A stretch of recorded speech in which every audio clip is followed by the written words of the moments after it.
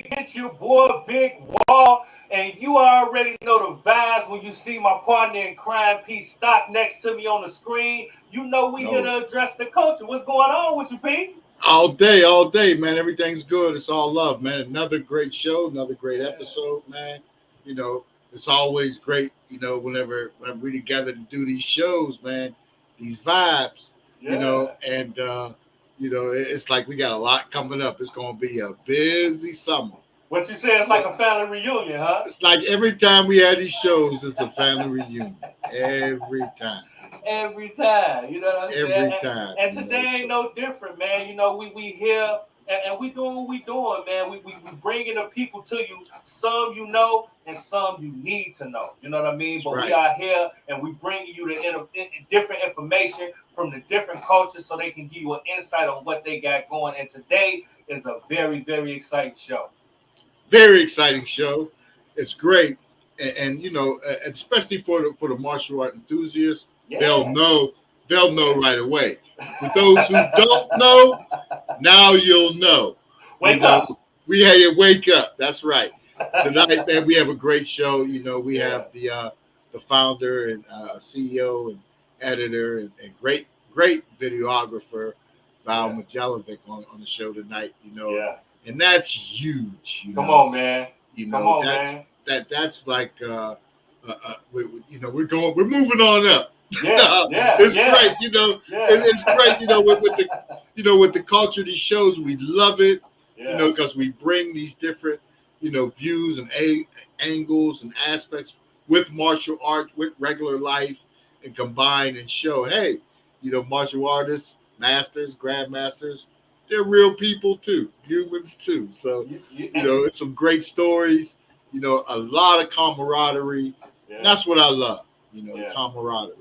Yeah, and we giving them a voice. You know what I mean? Like we're allowing everybody to tell their stories and speak from their own perspective. We ain't gotta hear it secondhand. We hearing it exactly from the source to give it to you in their own voice, in their own time, and from their own point of view. You know what I mean? So we pride ourselves on that. You know what I mean? And you know, we got our tour guide. You know, we got our co-host. Our third host. Our third host, he's in the building. We got T-Bone in the building, you know what I'm saying? Y'all already know. You know what I'm saying? So, and it's hard, you know. So, and you know, a big shout out to Aladdin 19. You know, and to Grandmaster Darren Tabone, you know, and everything, you know, who works hard to put these shows together. And we want you to, you know, tap in, you know, subscribe, watch, like, leave comments, you know. Sign up. Hey, you know some of y'all need trained, so here you go. You at the top of the pecking order of being trained. Yeah. Because you know, me and P, we falling in line. You know what I'm saying? So and you know, I'm still trying to learn how to fly. You know what I'm saying? You know, I'm still working on that. You know what I'm saying? Yeah. It'll come. It's gonna come. You know what I'm saying? And the enlightenment. We all fly. We all fly home. Fly home. So look, y'all already know the vibes. We're going to take us a quick break and we're going to spin a block, man. And we're going to come back and we're going to have us a dope conversation right here on Address the Culture. Don't go nowhere. You know what I'm saying? Because it's going to get crazy. We'll be right back, all right? Visit AnnasKnickknacks.store. That's AnnasKnickknacks.store. Find all of those things you didn't even know you needed.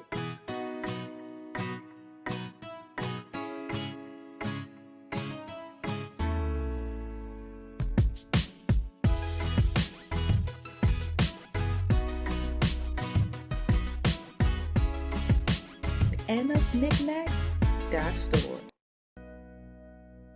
Van of the people. That's right. Van of the people. You know what I'm talking about? That's what we're talking about. You know, it is. Right. Van of the people, baby. I'm here. Van of the people. I'm so glad to be here. Big Wall, Pstock. I love y'all, man. Why are you choosing to represent the people of Southern Illinois? Well, my reasons are twofold. First of all, I found out that we don't have a dog in the fight right now. If we didn't take this opportunity, take this write-in opportunity to get on the ballot, the Democratic side and the independents wouldn't have somebody that they could support in the race at all.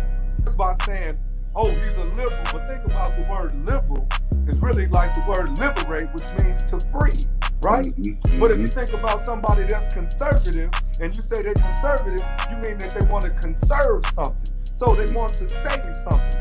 Those aren't bad characteristics on either part, whether you want to liberate and free somebody or if you want to be conservative and save somebody. I think that we all trying to do the right thing. Right.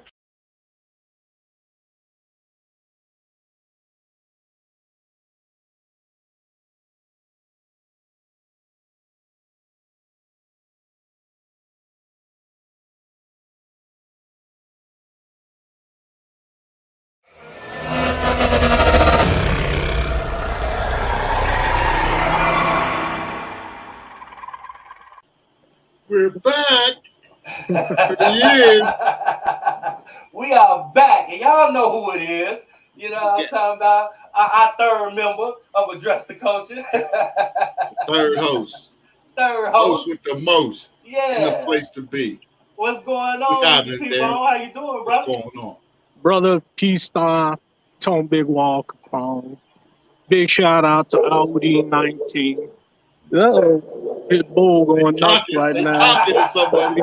Talking to somebody. Look, he trying to address I the live in culture Stock. too. Yeah, he trying to get his word in the culture too. Yeah, he trying to address the thing. You know what I'm saying? Diesel, shut up.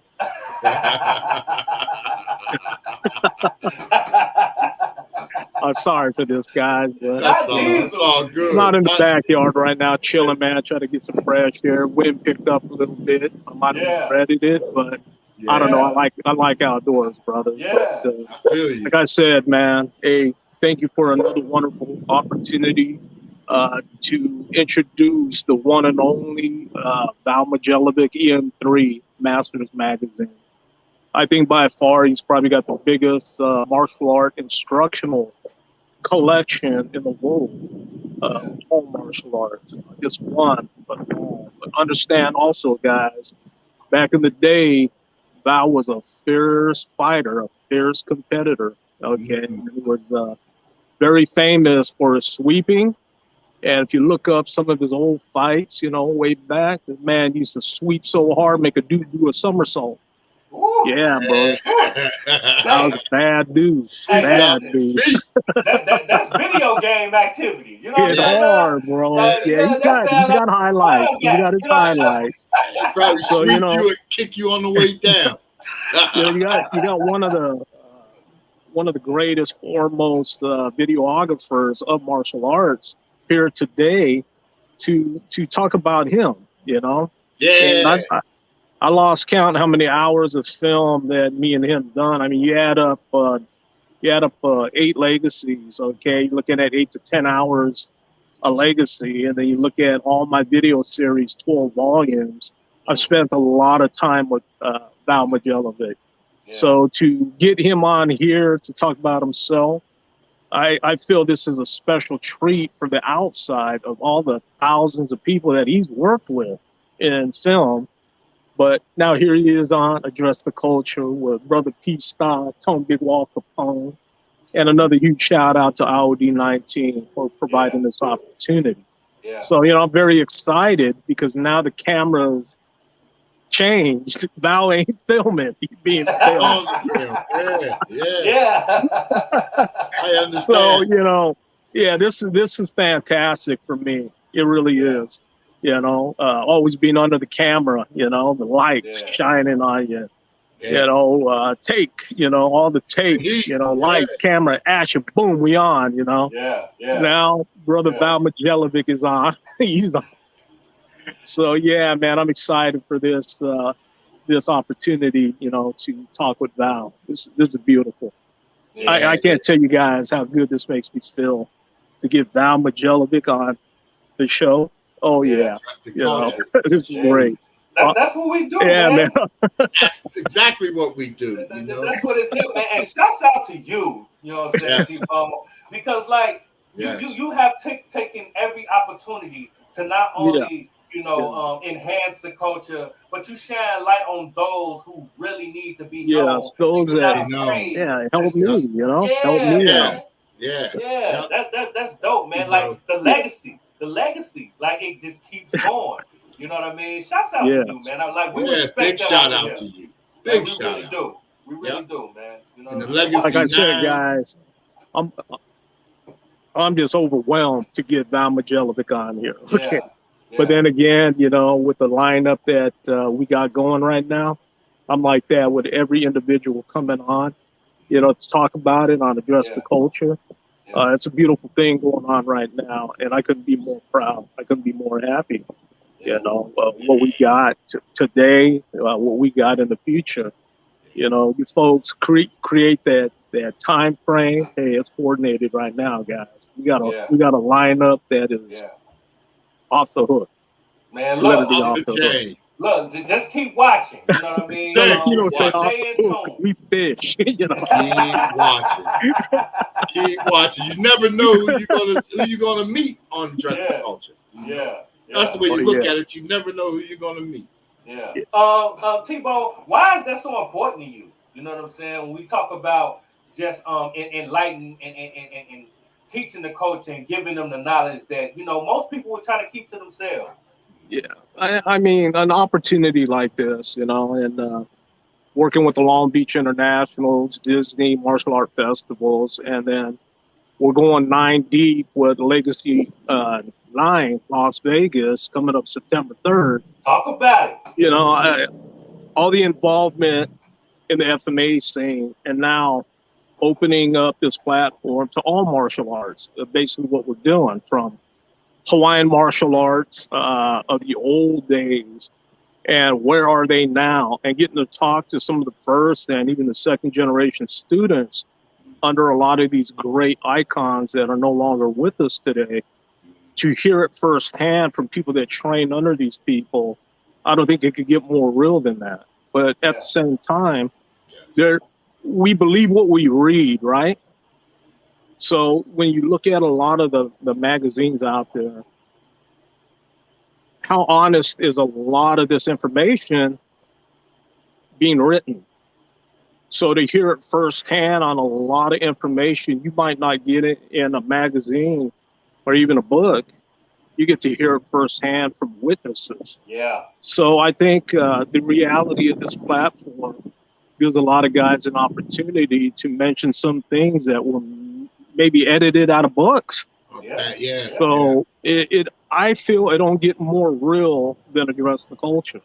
It don't get more real than this, and that's why it's sentimental to me. I love this show, and I'm trying to create an opportunity for so many people of my past who I've connected with, that touched me, and trying to provide an opportunity for them to get out here and talk with who better else than Pstock and Tone Big Wall Capone. Come on now, I don't get no better than this guy. And I love it. I do. I truly love what's been going on. I've lost track already on how many shows that we've actually filmed. Because I think each and every one of them are sentimental. Each and every one of them are educational, whether it's FMA or all martial arts now. Because, when you look at the people that we're bringing in here, a lot of these cats are 65, 75, pushing 80 years old. So to hear them talk about what it was like being a fierce competitor in the Long Beach Internationals in the 60s. How many shows really create this opportunity for people like them? Kempo, Kaji Kempo scene, Hawaiian Kempo, fierce competitors, back in the day. But to hear it from them, you get a more realistic, I feel, addressing their culture. And that's the realism that I see in the show. Is real. It don't get more real than this, But today we have Val Mijailovic, EM3 Masters Magazine, a man that he's done so much for me, my organization, the legacy. You know how the film goes, guys. If you don't see something of great value, you won't film it.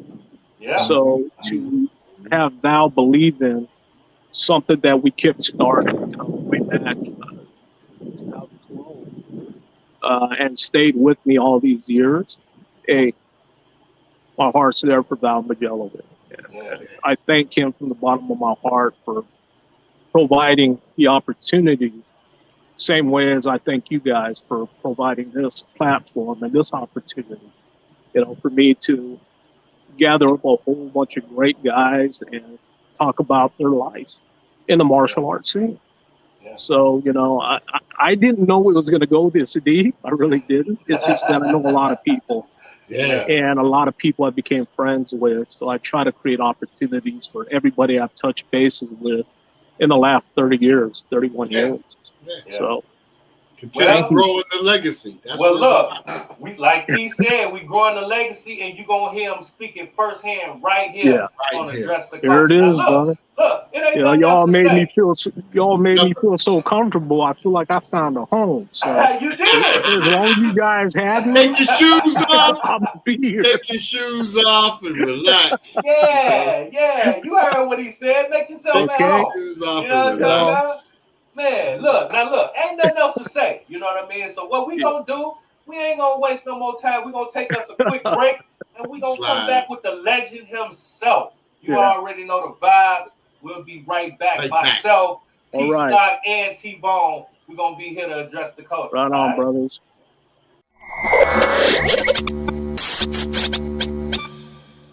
Talk about a hustler, a grinder. Not allowing none of your life circumstances to dictate your future, always striving to be the top of what they do in every shape, form, and fashion, describes our guest today. We got the one, we got the only, we got Miss Siobhan McDaniel in the building. Welcome to Address the Culture. Thank you so much. Thanks for having me. Yes, definitely family and home. Now look, now we here. Now we're gonna talk about this amazing book that you wrote. You know what I'm saying? Out here doing your thing. You know what I'm talking about?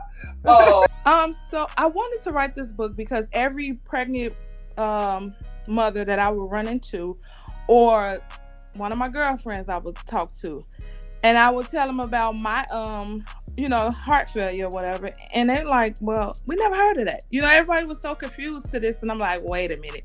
So you mean to tell me you never heard of having congestive heart failure from a pregnancy? And they're like, no. So this was, this what motivated me. It motivated me to just step out on faith and write the book and, just tell my story, and hopefully it bless the next uneducated mother.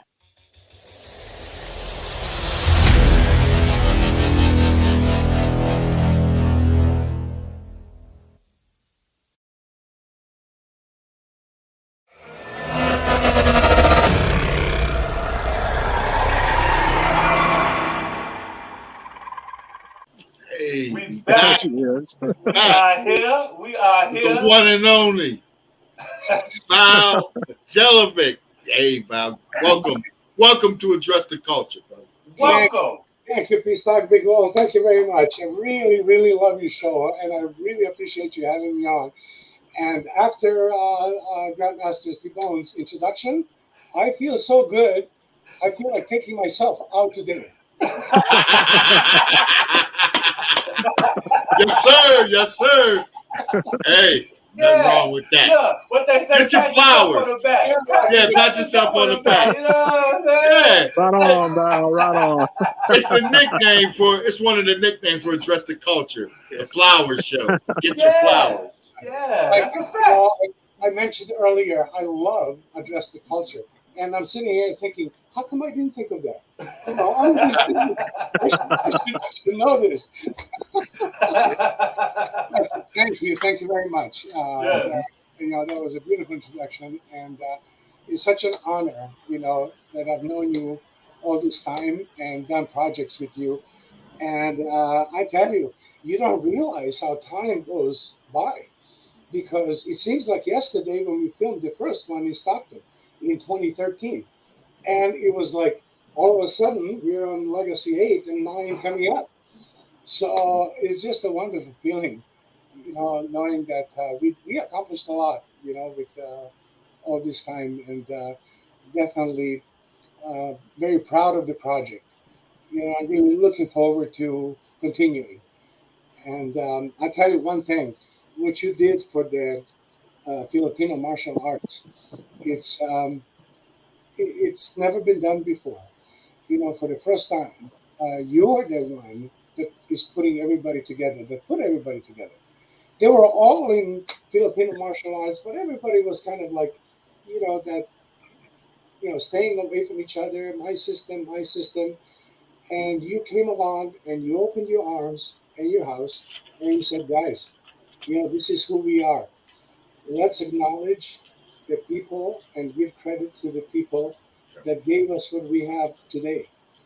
And I can't think of a more worthy project, and that's why I supported you and still will support you all the way through.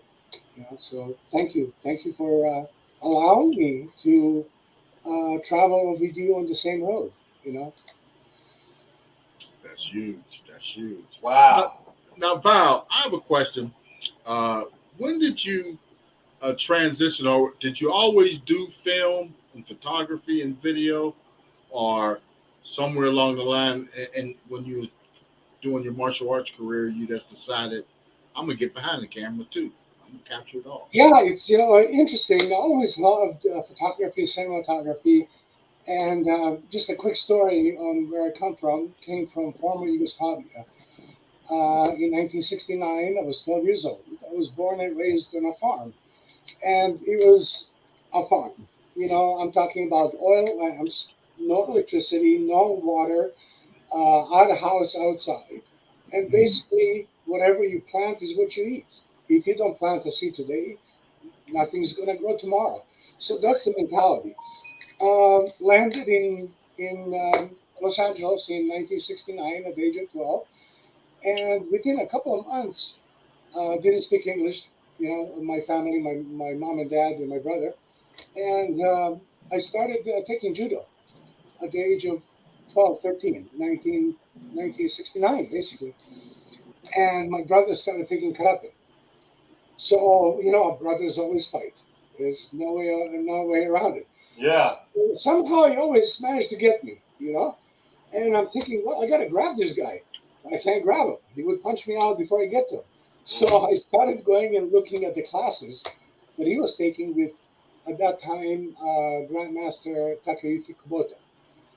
And it was one of those Karate Kid stories where I walked in, I didn't have the money to train, and I sit there, watch the classes, and I didn't speak English, and Master Kubota didn't speak English because he came to the United States in 1963, so his English was better than mine. But so he walks up to me and goes, "Hey, boy," he says, "You like?"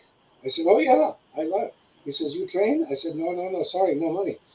He goes, "Okay, you come and clean the dojo 3 times a week, and you train for nothing." So that was the start of my karate. And, That's dope. That is. That's the Karate Kid story. It is. You know what I mean? Let me find out. We talking to Daniel son. You know what I'm saying? So I've been with him for 52 years. I still go and teach and help and to the main headquarters. And I started competing right after that, maybe 2 years after. I was a green belt and been competing through 70s, 80s, and 90s. Wow. And, when you come to the United States, you don't have the language, you don't have the money. So there's always 2 jobs, always had 2 jobs. And, putting myself through high school and college. And then, going on from there. But I managed to, when I started teaching karate, I started teaching in different YMCAs. The students would actually collect money. They do car washes, things like that. And they would send me to compete in tournaments all over the United States and then later on all over the world. So I got to see the world through martial arts, through karate. Wow. So my heart is in martial arts. Yeah. And also in cinematography. Yes. So what happened is after college, I graduated with a degree in kinesiology, which is basically anatomy and physiology. Yes. And I didn't want to go to teach because I had two jobs. So I was teaching karate. I was making more money actually than than the teachers were. So I decided to go in business. And what I knew, I used to work for one of my students in a motion picture laboratory. So I made him a deal, and I fixed up one of the old pieces of equipment, which is a processor, and I started shooting football films for the coaches because at that time they used to shoot football films and analyze it frame by frame. Offense, defense, who did anything wrong from the previous game. So I would go out and shoot football films on an old Bell and Howell wind up 16 millimeter cameras. I used one of those in film school. I had, film school. And I used to bring them in and process them and take them to the coach before the morning. Mm-hmm. Well, what happened is all of a sudden, all the coaches, the word spread that I was doing a good job, and it just exploded. I ended up first year with something like 13 schools. Wow. Like $4,000 contracts. Back in the 70s, that was a lot. Yeah. So hey, it's a lot right now. Yeah. So what I did is I hired a bunch of cameramen. I bought them all wind-up cameras. Yeah. I film, I process, and it just exploded. And within a year and a half to 2 years, I bought out my students' motion picture laboratory, which was a 16 and 35 millimeter laboratory for releases. At that time, there was a lot of independent. Yes. Independent films. So anyway, I just kind of exploded. But during all that time, I trained usually every day, 2 to 3 hours a day. I taught classes, and then started that business, and that evolved into VHS duplication because there came a time when video went down and VHS video was coming up. And I sold a laboratory, and then I bought a business park, and I opened up a facility. A business park of 4 buildings, and just started VHS duplication and VHS blank tape, selling blank tape to other duplicating facilities. And that exploded and ended up for 20 years in business with about 70 employees, 3 shifts, nonstop. And make a long story short, then the VHS went down, DVD came up. Yeah. So it was starting to sell. So I sold that. And that's when I started the Masters magazine in 2006. Okay. Yeah, and by that time I was still competing and stuff. I was on the U.S. national team representing the United States and Japan in a World tournament, which was really like Olympics. We didn't have Olympics; we had a World tournament every 4 years, and just loving karate and following my passion. So that's how it started. Yeah. At the end of the game, what I did is I combined my 2 passions, which is martial arts and photography, cinematography. Yeah. And that's where I'm at right now, and I love it. I'm publishing a magazine. I get to meet brilliant people, top masters of the world, and I get to do interviews with them and hear their story. And just that energy, martial artists have a certain energy, which is fantastic. You feel it when they walk in the door. All of a sudden, it becomes almost like training with 1,000 people. That energy just vibrates. It brings in a special feeling of brotherhood and love. And that's what it's about. That's where I'm at. Yeah. That's huge. To be able to take your 2 passions and combine them and do them and be successful for a long period of time. And that's huge. That's very huge, man. My hat's off to you for that. Yeah. I want to ask you a question, Val. Sure. When you spoke about when you first got over here, you didn't understand, you didn't speak English. How important was learning martial art and just the culture and just the understanding of that? How did that help you into, with your self-esteem and your confidence and everything we just talking about just developing and becoming the man that you became? You know, I think without martial arts, I can't imagine my road. Where would I be in martial arts? Because don't forget, in the 70s there was a lot of drugs. Yeah. And it's a group, it's a wave that you catch. I caught a wave with about maybe 20 guys, and we were there for each other, back to back, you know, and we supported each other and we watched after each other, and I think that's what guided me. And there was always an elder to guide us, you know, elder students that were in professions. They would tell us, you know, they would give us advice. Not to mention the Grandmaster Kubota. You know, he was very strict, very, very, well, very Japanese. I don't know how else to say it. You know, because he just came to Japan and he lived through World War II. So, you know, that training was, you don't question. You know, it was like the authority figure of, you just do what he says. You would never question anything. You're afraid to ask a question, why is it this way? No, you don't do that. You got to figure it out on your own, you know. And even to this day, you know, he walks in and he's a beautiful human being. Before the class, he would laugh with you. He would tell jokes. He would do everything. When the class begins, all of that stuff stops. But you said before the class, he was the nicest guy. And then during the class, nobody speaks. You just pay attention and do what he says. After the class, we bring out mats, we bring out tarps. Here comes the beer, you know, the snacks, everything else, the jokes, the whole thing. Yeah. So, and he always said, training is training, but you have to have fun too. Yeah. And he always said, don't take the train to a point where you're obsessed over it, where you think about it 24 hours. You know, you train, and then when you leave the dojo, you know, and he always said, dojo is a place where before you walk in the door, you leave everything behind. Yeah. It's waiting for you. When you finish and walk out, you'll pick it up. But during that time, this is your time, and this is your time with your friends. And you know, so the training, very serious, very hard. I mean, back then we used to do crazy stuff, 1,000 kicks each leg. You know, it's like stuff like that is unheard of. Yeah. Very few people, you know, do stuff like that nowadays. And somehow we survived it. We're okay. We don't have hip replacements. So a couple of guys do it. I'm about to cut without a knee replacement.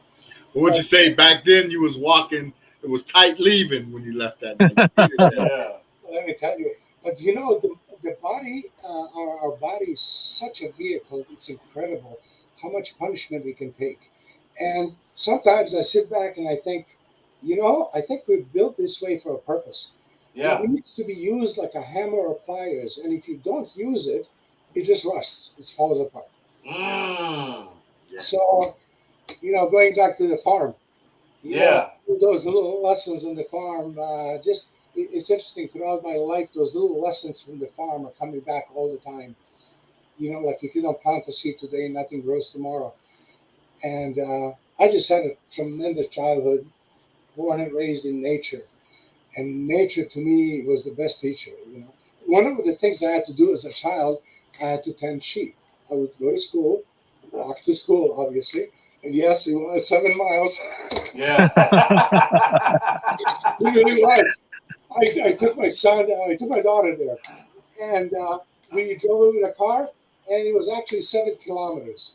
So I don't know what that is in miles. I'm not sure. But anyway, pretty long way to walk. But afterwards, my job was to tend the sheep. You know, and out in the nature, you got the little creeks going, you got the birds, you have all of the animals around you. And if you just look at them, they tell you the story, you know, of why things are the way they are. It's almost like a nature's law, you know, like this is the way things are. So I always reflect on those days as one of the most fantastic things. And it's very unfortunate that people these days don't have the opportunity to experience that type of living, you know. No radio, no TV, no cell phone, no nothing. No electricity. Yeah. Yeah. Yeah. They don't build people that way no more. No. They come up, you know, you see 5 and 6-year-olds with cell phones. Yeah. T-Bone. T-Bone has said it so many times on the show, like the things that you guys, as far as training and everything that you went through, wouldn't even be tolerated today, right, T-Bone? Yeah, right. It's borderline. Very different training. Even into the 70s. I can relate because I come from a Gojuru background, the way my sensei carried himself, you know, and I can relate. 1,000 kid drills. Yeah, I remember all of that. I mean, I think we look at a lot of schools today where you don't even see a lot of people doing knuckle push-up no more because they get injured or complain that they can't write with a pencil, you know, or the parents, the mothers, you know, they're really concerned about the conditioning of the hands of the way it was back in the old school. So, you know, I can relate to what Val's talking about. I came from dojo like that, you know. Yes. But, you know, like I said, you know, Val got a lot of highlights of him competing, him fighting. And he was a very vicious fighter. And he once explained to me how he studied the physics of motion of the human anatomy and how to catch his opponent to sweep him. And I remember that conversation we had, Val, you talking about what made you so successful sweeping your opponents, you know, during kumite or tournaments. And I've watched a lot of your highlights, and yes, you had your timing down, and you used to really sweep guys. I mean, just catch them totally off balance and take these guys down quick, you know, and that's an art in itself, you know, to build that kind of timing, you know, to be successful at it. So, you know, if you want to share some of that, Val, that's phenomenal. You know? Wait. Look, not what we gonna do, we're gonna take us a quick little break. You know what I mean?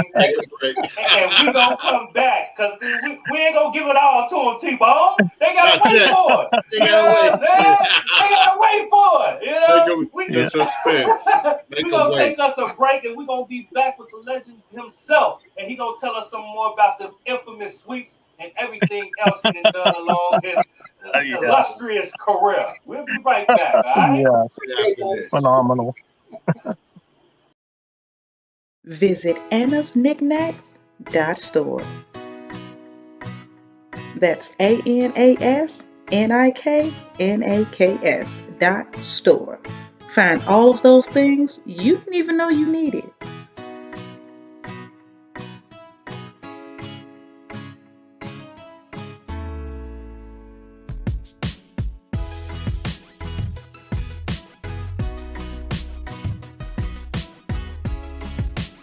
AnnasKnickknacks.store.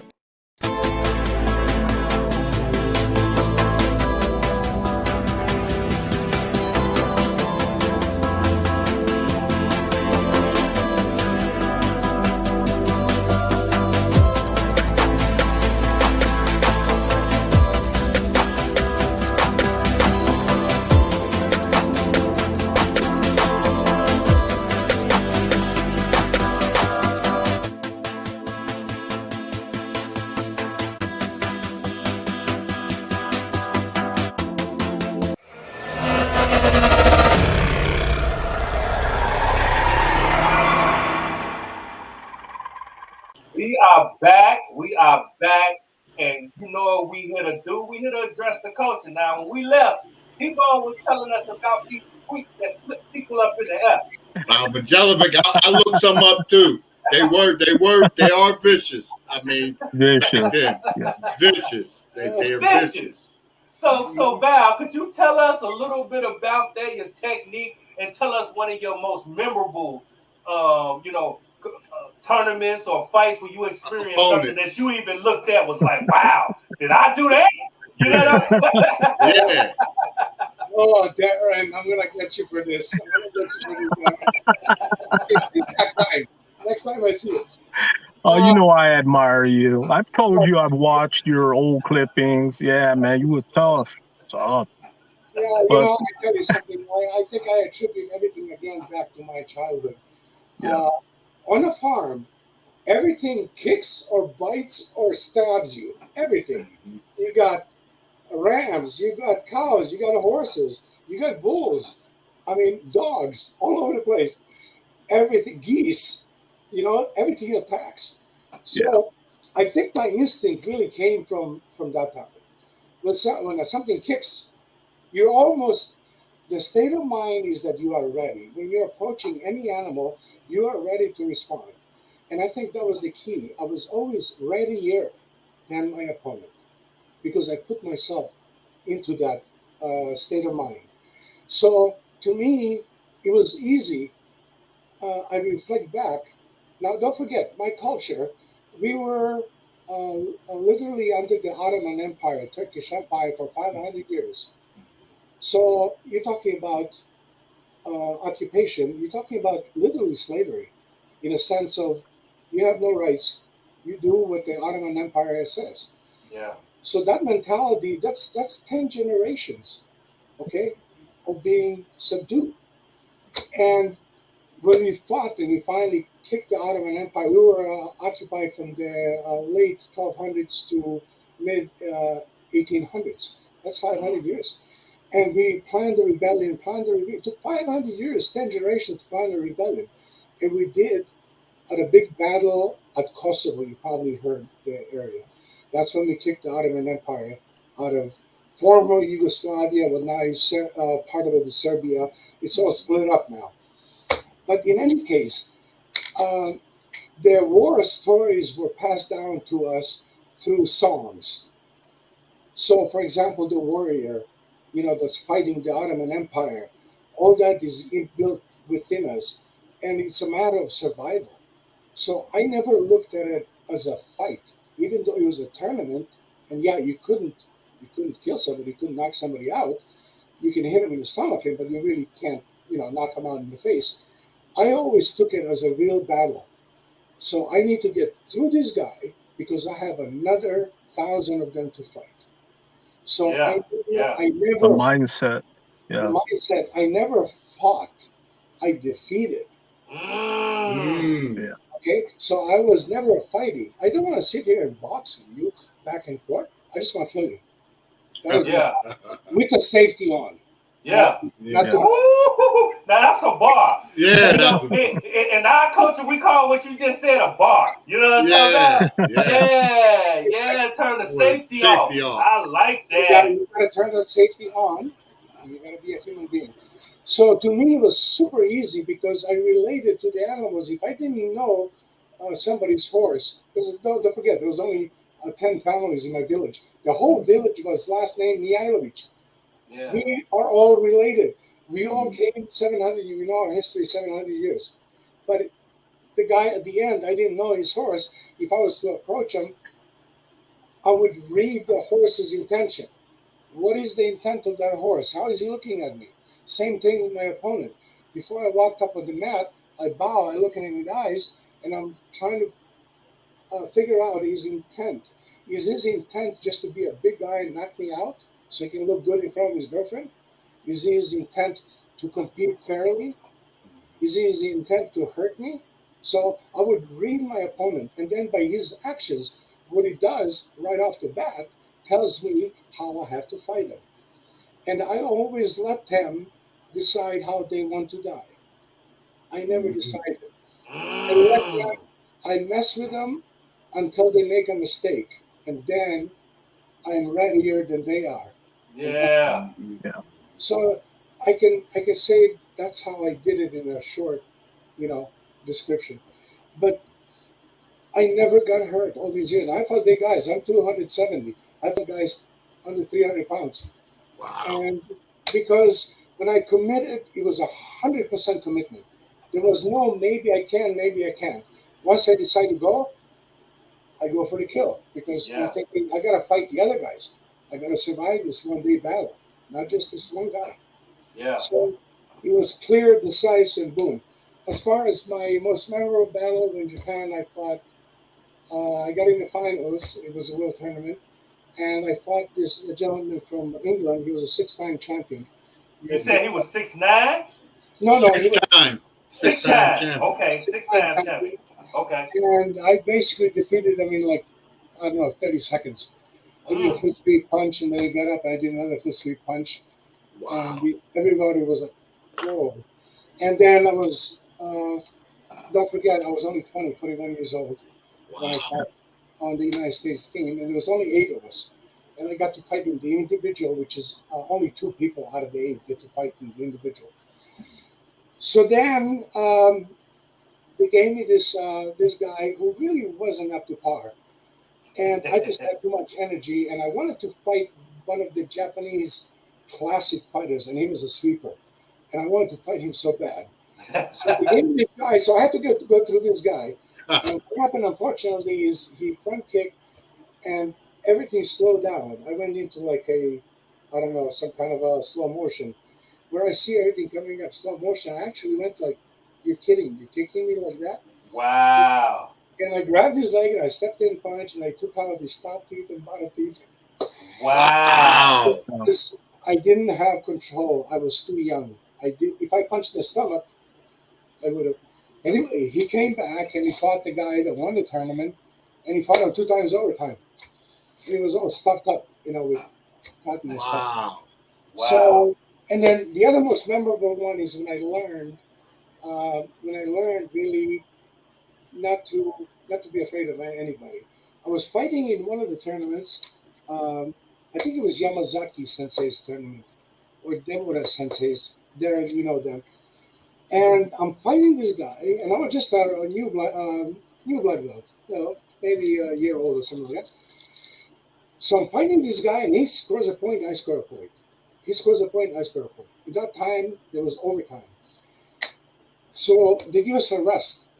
And one of my instructors actually came by and he says, Val, you're doing a great job with that Godan from Japan. Godan is a 5th-degree black belt, which is very high.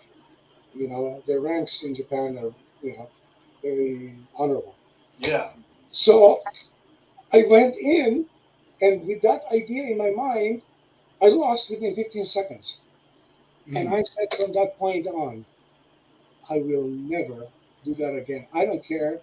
Like one of my instructors says, he says, brother, I don't see no license plates on you. Okay. Meaning, I don't care who you are. Yeah. I don't see a license on you. So that was a truck. Yeah, that was a huge lesson. And the last big lesson in life was I started winning tournaments. Everywhere I went, I won. First place. And then all of a sudden I started losing, and I couldn't figure out why. It took me about maybe 10 tournaments to figure out why, because I sat back and I said, listen, I know better. What am I doing wrong? And I studied myself. I visualized myself fighting, because back then there was no video, only film. Recorded names, so you couldn't see yourself fight.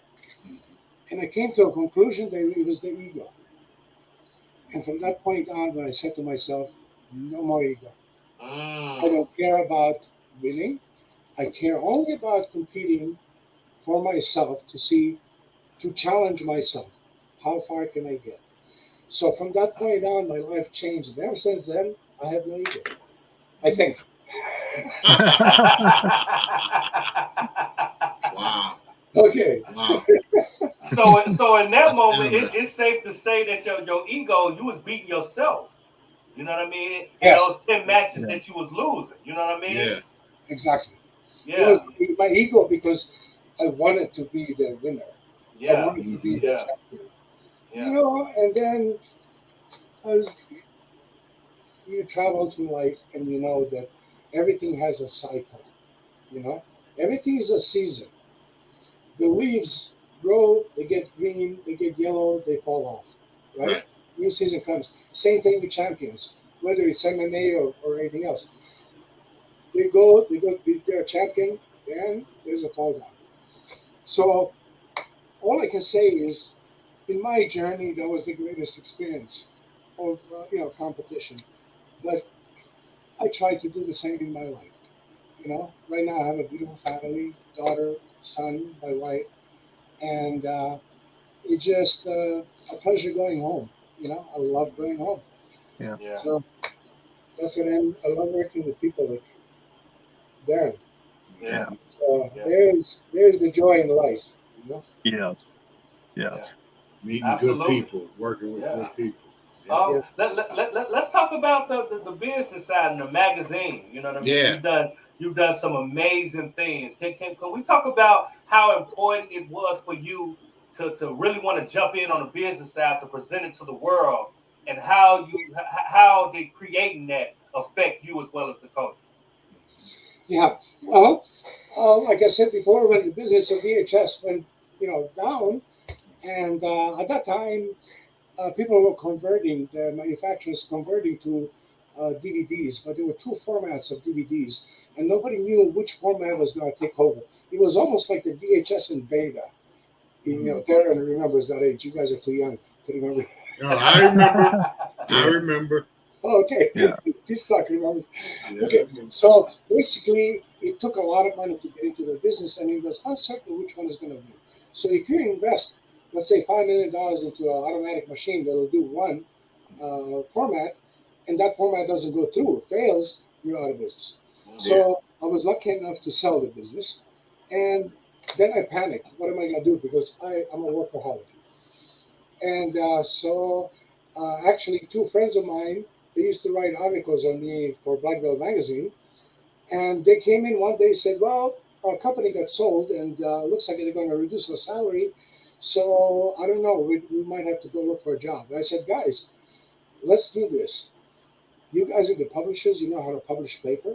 I said, I know cinematography. Why don't we make a website, and then you guys do the paper part. I'll do interviews, and we'll have a DVD that goes with the magazine for the first time ever. We take the three and we triangulate website, magazine, DVD, and we start a new thing. And we started, within 2 years, we were printing close to 60,000 copies. We were in Barnes & Noble and borders throughout Canada and the United States. About 3 years after that, Border goes out of business. Barnes & Noble closes half of the store because the digital age is coming up. Yeah. So we ended up like, okay, there's no place to put the magazine. We could have gone to the mom and pop stores, but it just wasn't worth it because we wouldn't make enough sales. Yeah. So in 2012, we decided to go digital, and the revenue was, very low, and my partners needed to make money, so I bought them out. And then from that point on, I started, on my own, and I really concentrated on. Actually, one of my partners, Jose Fragros, he still helps me with the magazine.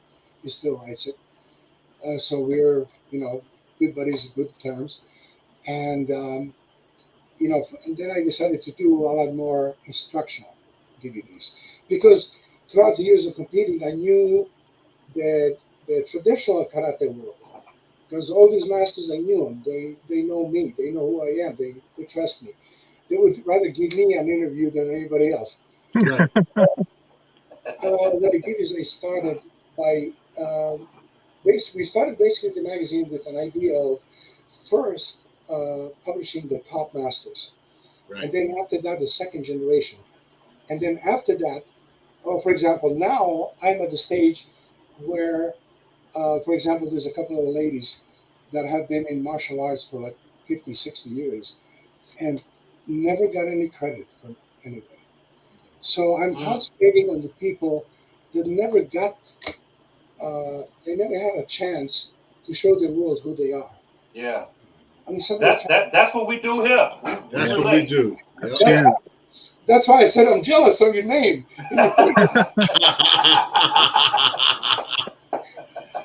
Dress the culture. Yeah. Exactly. So now on my magazine, I really concentrate. It's very diversified. I like to my biggest problem is finding the people that are true, because I get so many emails with so many articles, and I don't know these people. I have to do research. I know a lot of the people in the karate world, but like Filipino martial arts or jiu-jitsu or judo. I even know judo and jiu-jitsu, but I get into kung fu and things like that. I just don't know. So I have to ask people that I know who know whether they're credible or not. And that's what it's about. It's really exposing and giving credit to all these people that never had a chance, to be heard. So that's what it's about at this point. Yeah. That's good. Yeah, just like we do. Exactly. Exactly like we do. And guys, that's the beauty of legacy, and what Val Mijailovic has had the opportunity to film from the beginning. From Legacy 1 all the way now we got Legacy 9, but it gives Val an opportunity to meet so many other different Filipino martial artists, in doing these, and several have gotten their own series, since Legacy 1, and a lot of that had to do with Val filming Legacies. Yeah. So, it's opened up opportunity for a lot of people that have headline on the Legacy. And I'm proud of that, because I see a lot of these guys with their own series now, through the Legacy. That's very sentimental to what had started, way back then, and to see it go now. So when Val talks about the video, going digital, that's where I came in. When I first did work with Val, he was still paperback, okay, and still had the regular magazines. And then I think within 1 year later, around 12, that's when he started going digital too. So I got to see, the end of the paper era going into that. And I'm glad I got to, but I think his outreach is so much huger this way, and a lot of people are going this route, digital books, digital magazines, everything else. But I believe there's a much larger outreach, throughout the world, doing what he's doing today. But at the same time, it is a business and it has to stay lucrative. But at the same time, like Val said, you've got to find people. He knows the karate world, and to contribute the FMA world or all the kung fu side. I'm sure there's other people that can talk to Val and introduce him to several great martial artists out there that have never had opportunities. So, in the FMA side, Val, thank you very much for everything you've done for Filipino martial arts. I couldn't be more grateful for that. Thank you. Thank you. And we continue. Oh, we continue. Hopefully we have many more years to go. Yeah, we pulled off Legacy 8, San Carlos, bro, and that was almost a 2-year just nothing, from 2020 into 21, and we pulled off Legacy 8 San Carlos, and that was a beautiful thing right there. I apologize for bringing in 18 headliners for you. But I remember you said, Darren, bring it. We ain't done nothing in almost 2 years. So we definitely brought it, man. You pulled it off, bro. Beautiful trailer. That's a phenomenal trailer, man. You just about killed me. I was on my feet from 8 in the morning until 8 at night. Now, I could have sent somebody to film, but it's not the same. I want to be in that energy, Yeah. So I want to do it. Oh, yeah. But Palaka spearheading the healing in Legacy 9. He'll have his own film crew and then send it to you afterwards. But we're going to make it work. And I believe it's going to be phenomenal. I really do. And you only have to film 14, bro. Only 14. Only 14, but 30 minutes per. That's 7 hours of filming. I know Val went 10, 12 hours at times. That's a lot of filming. Yeah. And, Val he's one of those guys that goes up high, goes down low. I mean, You know, he He's knows getting his all the craft. angles. Getting Get all the angles, man. It's coming. It's fighting. It's winning. Val's winning. That's right. And I believe because you done it, like you know what angles to get in. You know how to. You know what I mean? Yeah. Yeah. I mean, I have no shame when I film. Like, there's a whole bunch of students. Yeah. Let's say Darren is demonstrating. I just go up in front of everybody. I figure if they're playing, I'll sit there.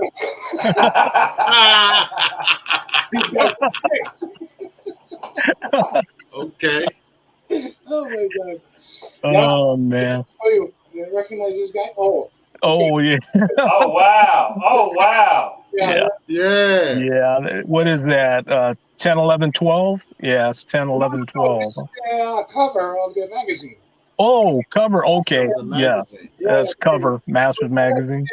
Yeah, that's a digital version. Yeah. The digital version comes like this. We give them they have a digital or I print. See, I also print. So yes. On Amazon, they can get this on Amazon. The print version. Yes. And then if they want a digital version, they can download it. Or if somebody wants a physical digital, then they get the DVD with the interviews and the PDF that they can watch on the computer, which is the magazine. That's big. That's big. Yeah, after that is dope. After Legacy 8. Yeah, that's what I sent Pstock and Tone Big Wall. I sent you guys, Legacy 8. Yep. Did you guys have an opportunity to watch that? I do. I've been watching, You watched it? Yeah. Val Mijailovic's tough, ain't he? I know. Man. But you know what? Like, I watched it, but I kind of want to, like, I'm trying not to scratch it because I want to keep it like a keepsake. So I don't want to, you know what I mean? I need y'all to sign it. You know what I'm talking about? Yeah. Sign it. Yeah, that's true. Yeah. That's big. That's big. And Val, with the like, we've been doing a lot of shows and we've been talking to a lot of, grandmasters and martial artists and everything coming up, and that we're exposed to. We never heard of these guys. And you mentioned like having people fact check people. Let some of the people know outside of that, the processes that it takes for people that that you would consider bringing into the magazine. Right. Well, what I have is, before we used to have a bunch of people that would write the stories. Yeah. I never felt comfortable with that because they all look the same to me. They're all beautiful stories. Oh, the Grandmaster was born here, here, and here. It's a third person. Mm-hmm. So what I decided to do, I said, I'm going to make a questionnaire and I'm going to give them options. They can write their own articles because they know their own story. Who better to write the story of Grandmaster Darren T-Bone than Grandmaster T-Bone?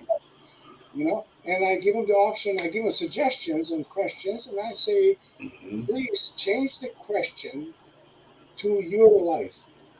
Okay?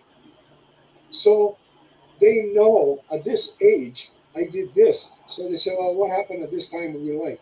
They can tell the story. So it's much more interesting to read at this point. So what I do is, when somebody's interested in doing an article, before I answer the email, I check out who they are, as much as I can do research on them. And then if they're credible in my mind, I would ask other people about them in their discipline.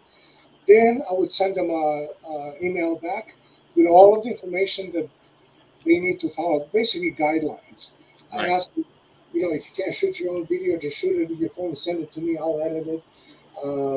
Write the story, about how to write a story, what format, how many pictures to send me, what kind of pictures to send me, which usually includes honoring their instructors, their teachers. That's very important to me, to keep that tradition of honoring, where you came from. Yes. Your parents, your grandparents, because they made you who you are, Yeah. And then they submit the article, and then I have a couple of people actually that do the layout, and they check everything, as far as the corrections or whatever needs to be done. Yeah. And then I let them decide how to place that, because Masters Magazine is a martial arts magazine. So I have every discipline in there. So, for example, let's say we have karate on the cover. Well, the next issue shouldn't really be karate. It should be another discipline like Brazilian Jiu-Jitsu or Eskrima. Right. So this way we alternate. But the stories inside also alternate at the same time. Yes. So we cover a greater audience. Yeah. And one of the things about Martial Masters Magazine is that it's exactly what you're doing, address the culture. They're exchanging information.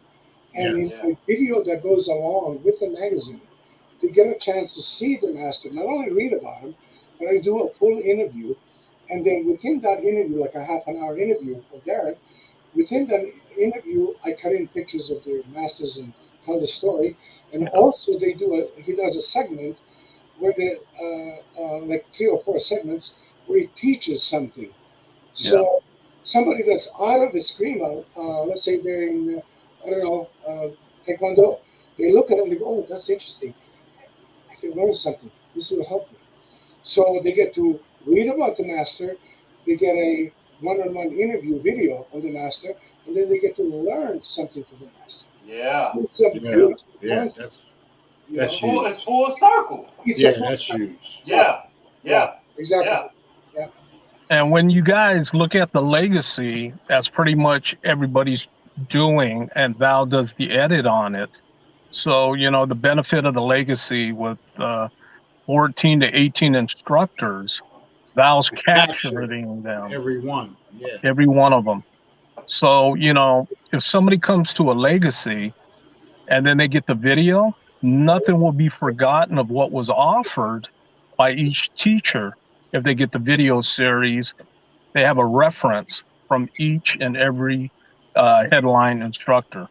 Yeah. That's the beauty of legacy. Okay. It's a digital record.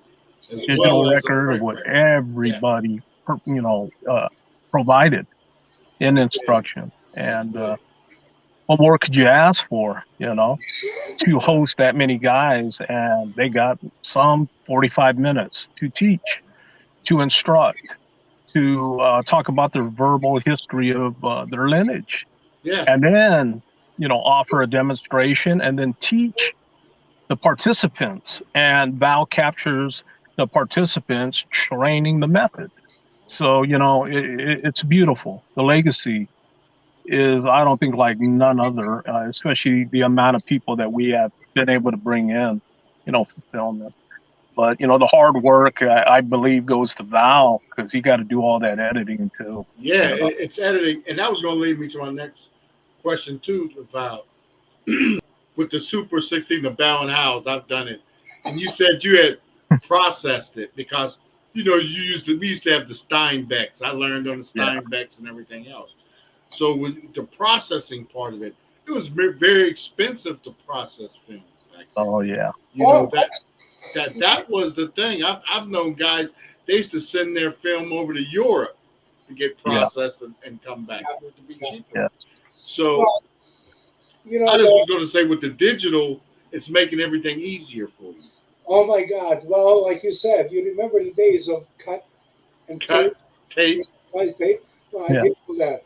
So the whole evolution of film going to digital, I went through it. I had all the cameras on VHS first. I had all the cameras on 3/4. 3CCD and everything else. Oh yeah. 1-inch Betacam SP, Digibeta, then all the digital stuff.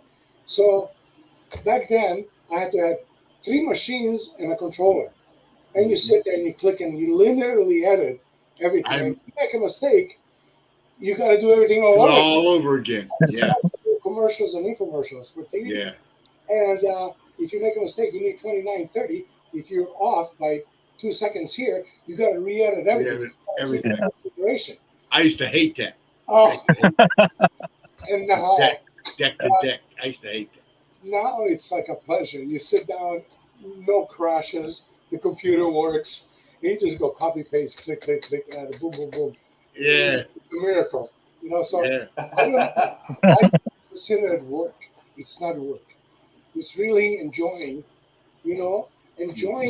and looking at your creativity. It's just so many ways to cut it. Yeah. The possibility is endless. Before, you were stuck to 4 effects on a switcher. You dissolve or push it. That's it. That's now, it. Oh my God, it's such a pleasure to work with this program. So evolution is good. Yeah. You know, but we have to remember where we came from, and I think that's my message. Really, you know, honor like the legacy.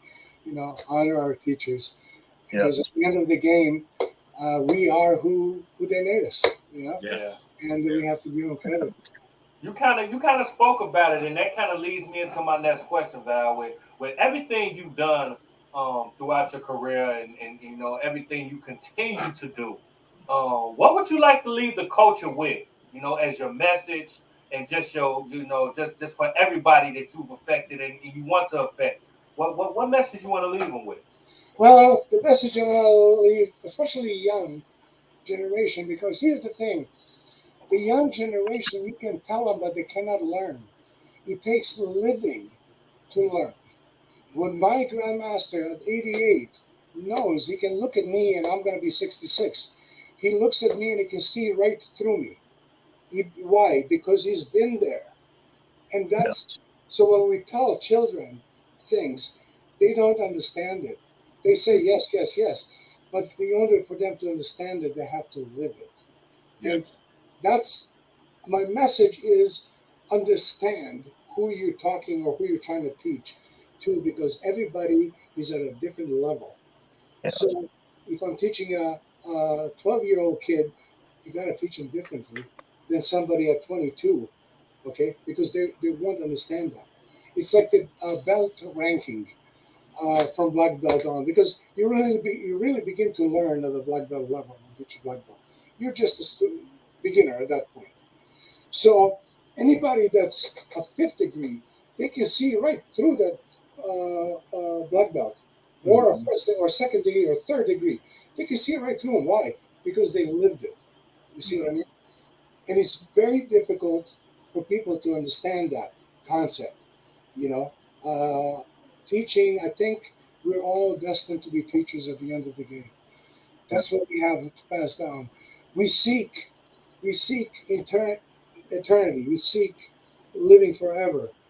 But the only way that we can come close to that is by reproduction.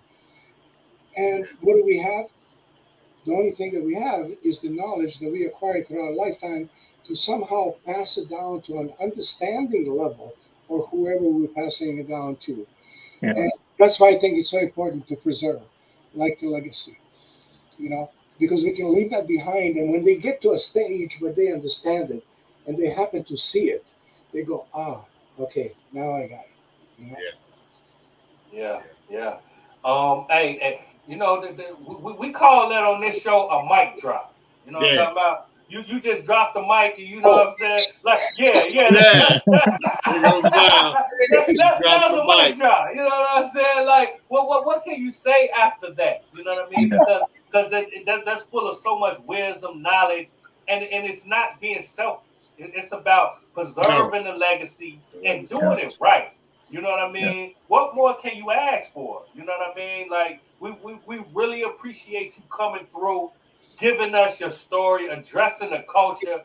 We're going to have to do a Masters magazine and address the culture collaboration. We're going to have to put some stuff together. You know what I mean? And really affect the culture in an amazing way, man. We really thank you for coming through and blessing us with your energy. Thank you very much, guys. Thank you very much. You know, Pstock and Big Wall and the Grandmaster T-Bone. You know, very honored. I never do this. If it wasn't for it's easy breezy, right? I'm not in front of a camera guy. I'm behind the screen guy. I used to say that too, Val, all the time. I used to say it all the time. This is probably the last one It took some convincing for Val to come on the show a little bit, you know, and I'm so happy to have you. But there's one more question I would like to ask Val. Okay. One of the last times we chatted on the phone, you said you were working on a documentary. I know you've done other documentaries in the past. Can you share with Pstock and Tom Big Wall some of the past documentaries you worked on and the one you're currently trying to finish right now? That's right. Yeah, well, I won a couple of film festivals. I did a documentary on Native American content. I'm very in tune with Native American content because I feel like they're my people from my village. They have the same heart, they have the same vision to leave a better place than they came into, to keep the earth clean, to keep, that brotherhood. So I actually took a year off between the businesses, and two things I did. I went around Native American places and met a lot of Native American, medicine man and people and all that, and did a documentary with a good friend of mine, Amiot, George Amiot, and he's a medicine man in Lakota Sioux. And we did a documentary on these two banished kids that were banished by their tribe, who beat up a pizza man, and for the first time ever, the United States government allowed the tribe to execute the punishment. And what they did is they banished their butts. They put them on two separate islands, and they had to live on their own for a year. So that was a documentary. And then the other passion that I did, my dad loved the Marines. In fact, my son became a Marine, and now he's out of the Marines. But he had a lot of Marine friends. So what I did is I went around and did interviews of Pearl Harbor survivors. And that was on my own, basically. So I ended up with like 80 hours of Pearl Harbor survivors, which I haven't had time to even edit. That's going to be one of my love projects. And most of these guys are gone now, Wow. So I have the footage on one-on-one interviews where they were and what they were doing during the attack of Pearl Harbor. Wow. It was a hard That'll be good. That'll be very good. So that's one way I want to give back, So another way. You've been giving back your whole life. So that's just another way. You know what? You are too. And, you're doing it because it makes you happy. It makes you feel good. So, and there's other things that I really like to do, and I'm going to do them. You can do everything. There's no reason why you can do everything. Yeah, absolutely. Absolutely. Yeah, so that's where I'm at. So that sounds like that's your passion. You know what I mean? Yeah. I love what you do. You're a filmmaker. You're a filmmaker, right? I mean, I like it because I don't care what the name is. It's just something that I like to do. I stayed out of the Hollywood scene because I don't like that. Yeah. It's a lot of money, people telling you what to do, controlling. I just figure I do my own things that I love, and if it works, it works. If it doesn't work, I don't care. Yeah. My road is happy. Yeah. That's what it comes down to. Yeah. No stress. No stress. Well, you've been doing it, and you've been doing it on such a high level. And again, we thank you for coming through. You know what I mean? Appreciate For taking T-Bone up on his offer to come through to address the culture with us, man. We really appreciate it, and we're gonna have to put something together. We done got you on there now. We done got you on there now. Yeah. We gotta spread we gotta get the Masters magazine into the urban. In the urban, I'm seeing a lot more. The kids when I grew up, we were into it with the Kung Fu theater and everything else, and we studied. They got away from it. So we need to kind of redirect and start bringing it back. That's a self-discipline and everything else to bring the martial arts back into the community. Yeah, on my website, I do a lot of free stuff. I put stuff up because I love people to enjoy it. I find old movies from being in the business for all these years. I have a whole bunch of public domain masters of old films and stuff. So when I find something interesting that will help the culture, I digitize it and I put it up there for free. So they can go in on the website. There's a free section. They can get, martial arts stuff, movies, all kinds of stuff that's kind of like I'm bringing it back into archive from, being lost. Archiving is, that's what I like to do at this point. Wow, that's huge. It's free. Visit, hit it up. Masters Magazine. Masters Magazine. EM3. Hit it up. EM3. Masters Magazine. Yeah, it's mastersmag.com. MAG. Mastersmag.com. Yeah. That's it. That's it. You heard it. Go check it out. So you can see what he got going. Subscribe, tap in, address the culture. You already know. Tell them Pstock, Big Wall, and T-Bone sent you.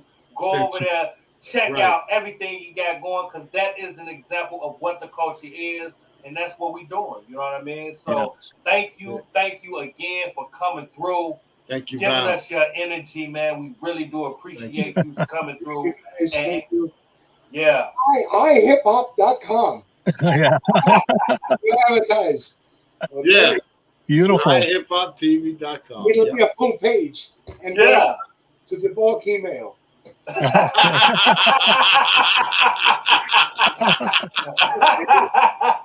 right. Yeah. That's right. Hey, with it. Thank you, sir.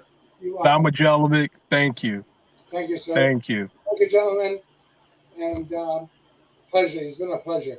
Well, look, thank you we very much. appreciate you. Time is something that you can't get back, so we appreciate you coming through and giving us some of yours. You know what I mean? Yes, so sir. Look, y'all know what we finna do. We finna take us a quick break, and we gonna be back with myself. For the wrap up. We gonna wrap it on up like P said. We're gonna address the culture. We'll be right back. All right? Okay, guys. Culture. Thanks, guys. Culture. Yeah.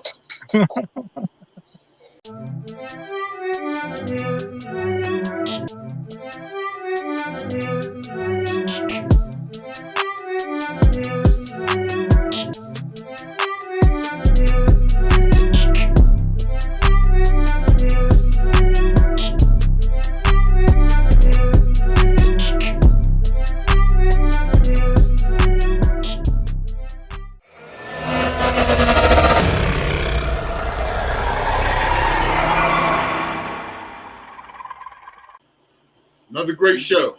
Another great show. You know what I mean? Another great guest too, you know, and it's great to have somebody that got the, you know, that experienced that background with the Steinbecks and the dual decks. It was crazy, bro. That's why I said with the new technology, it makes everything so much sweeter and easier, like he says. But it was great to come through, to come on top of all the other shows we've been having with the other martial artists and the FMA people coming through. You know, it can open up the window and the door for some artists to maybe even make Masters Magazine. You know? Yeah. You know what? It's the perseverance for me. You know, like Val didn't even speak English at one point, to the point where he has his own magazine. You know what I mean? Like the growth, let alone the martial arts and everything else, the documentaries and everything else he's done along his career. But just, you know, it just shows you coming from a farm. You know what I mean? Not speaking the language to the point where he is today, and he's affected the culture in such an amazing way. It's so inspiring. That's the passion. The passion. Yes. To put the visions of light, we call it. Yeah. You know, and I think Val would agree. You know, it's the visions of light. He got a vision of light, and he brings it out, and he's able to do it. You know, and that's a beautiful thing. Yeah. To be able to go out and shoot the documentaries that you want to shoot, and to shoot and interview these different masters and stuff from these different lineages. You know, that's great. You know, that's he's living a dream. Yeah, and he's addressing the culture. You know what I mean? Addressing the culture in such an amazing way, man. So again, these are the shows that we are going to continue to bring you, the different people you need to know, you need to tap in. Go to the website. Go check them out. You know what I mean? You already know the vibes. It's everywhere. He got free stuff up there he's putting for the culture for you to be able to see and tap in. You know what I mean? Reach one, teach one. You know what I mean? That's right. That's what we about. And you already know we're going to be back next week with the same type of vibe, same type of energy, giving you news you can use right here on Address the Culture. Right, B? That's right. Yeah, every week. You know, tap in, comment, subscribe, just like Big Wall said, and check it out. Keep following, keep listening, because you never know who you're going to meet on Address the Culture. So you already know the vibes. Until next week, I'm your boy Big Wall. I'm your man Pstock. And this is Address the Culture. And like I always say, your culture makes you who you are, so make sure they respect it. We're going to catch you on the next episode. Yeah. We up out of here. Man, because the bar game crazy, man. I see you over there going crazy on a project. You know what I'm saying? Appreciate it, man. Yeah. Just being consistent. You know what I'm saying? Understanding where I want to go musically. You know what I'm saying? Now you spoke about a team, man. And I know you work with the Networking Queen. You know what I'm saying? I work with the Networking Queen too. My management. Shots out. Yes. You already know the vibes. So when I was coming up, it was all about getting a record deal. Facts. You know what I'm saying? It wasn't about building your own label and your own thing from the beginning. I think it would be more of that, even though we did have Master P there, you know what I'm saying, and everything else, but it was also all about being signed, you know what I'm saying? So I think that's what it was. I probably would have took that chance way, way sooner. You know what I'm saying, on building it from the ground up. You dig what I'm saying? What's good? It's the kid Stevie Stone. And right now you are tuned in to Address the Culture. Big shout out to my family, Big Wall. Much love. Hear me. We gon' talk about it. Come and address the culture, huh?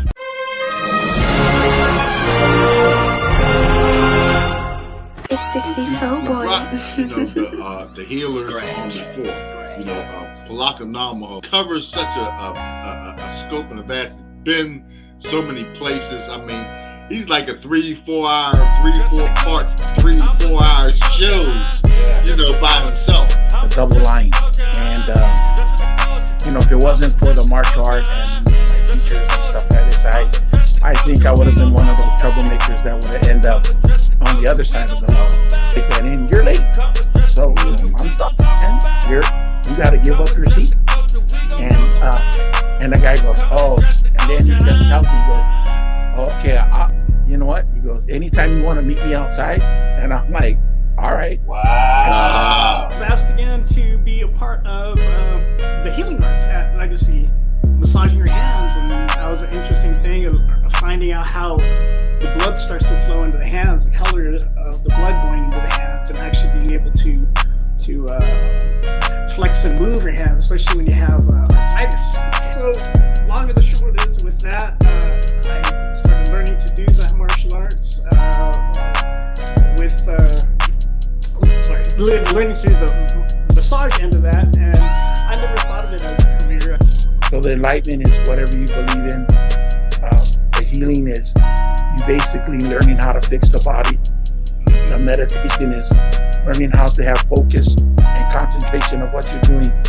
And the physical part is to make sure that your body is strong enough that can do the healing. So to me, that is the pure martial art. And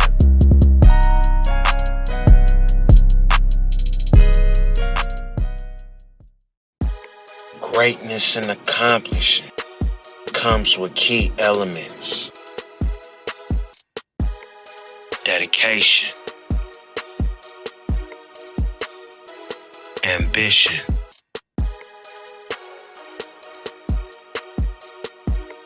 and sacrifice.